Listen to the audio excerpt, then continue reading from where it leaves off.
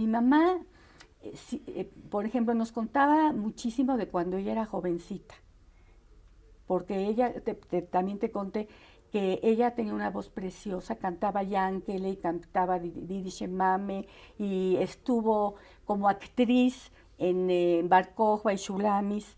Entonces era la bonita, porque era muy bonita, la cantante, entonces y entonces ella siempre contaba cuando iba a Mocambo, en Veracruz, y entonces hay hasta fotografías, ¿no? Y que ella, bueno, estaba muy, seguramente asediada de muchos muchachos, y para ella siempre contar de Mocambo o de ir o tenemos fotografías de que fueron a Xochimilco. O sea, ellos luego se adaptaron.